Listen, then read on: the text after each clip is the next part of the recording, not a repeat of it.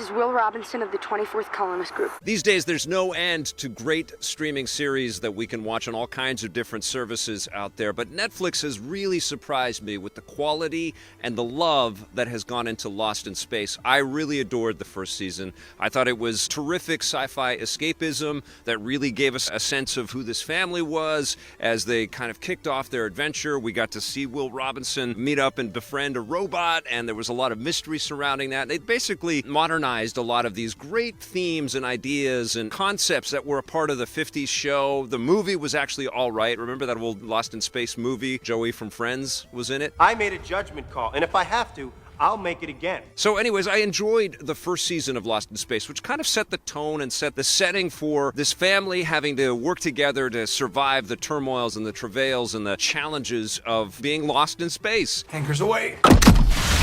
Now, in the second season, the characters in Lost in Space become a little less lost in space, and they connect with other people, which kind of removes the sense of isolation, maybe, that this family has to face. It's not just like this Swiss Family Robinson kind of thing, because they've got other characters to interact with, but that just adds an element of, hyping the drama a little bit, and we get to see some other characters that might not have the best intentions. This is a show that not only has a cliffhanger every episode, but honestly, it feels like there's a cliffhanger every 10 minutes in this show, and there's no commercial break. You're just like you're like biting your nails and you're wringing your hands together and pulling your hair. Like, how are these people going to survive this? How many of these things are there? There is so much calamity, so much danger, Will Robinson, in Lost in Space.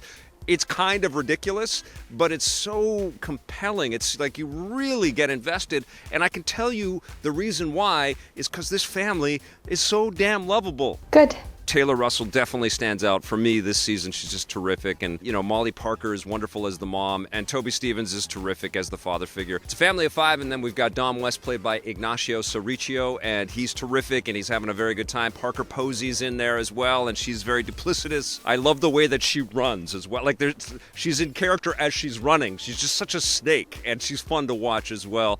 They're not perfect. They're fighting and squabbling. And they don't like each other for vast chunks of the narrative. But deep down, they all love each other. And there was this one episode in season 2, John Robinson, the father, is trapped. And Taylor Russell, who's a Vancouver native, by the way, so hats off to you, you're fantastic. She finds out that her father's in danger, and she does everything she possibly can to get to him. And there are all these fantastic smash cuts to past events where the father and the daughter have kind of supported each other or been at odds with each other. And meanwhile, they're talking back and forth over the radio, and she's just not letting him give up, and she's running, and she's just doing everything she can to get...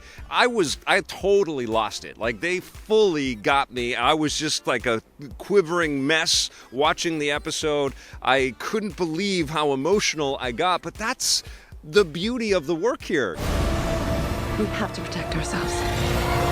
This is a gorgeous show. Like, the effects are actually very solid, and it's definitely sci-fi fantasy. It's not realistic. Everything blows up real big. It leans more in the direction of Star Wars than Star Trek. So it's larger than life, but it feels big. It feels like a movie. It feels like we got like a 10-hour movie with season 2, season 1 as well. The people working on the show are clearly giving everything they've got to it, not just in front of the camera, but behind the camera. All of the effects artists are doing a fantastic job, so it's gorgeous to look at. The strongest thing that I will say about Lost in Space, as a series, both seasons are great, but definitely if you've got family members that are into this kind of sci-fi fantasy stuff at all, in the slightest, if they're fans of Star Wars or Star Trek or anything like that, watch it together as a family. It's a really, really great show that way. It does get a bit heavy. Some characters do run into some pretty nefarious things, and the robots get a bit scary, but I think that this is a terrific show to watch with a family. And when I'm watching it, I feel like a family made it and like made the show for us. Like a real family bonded together to build it for us. There's love, man. It just permeates through the show. And the performers really sell this family dynamic so well. I love you guys. The only complaint I'm going to levy at this, and it has to do with the robot, which I love. I like the way that they've modernized the robot. There's a real confusion. I like that they call him Robot. They don't have a name for him. They don't really know, how to interact with this character. And he is a cool character.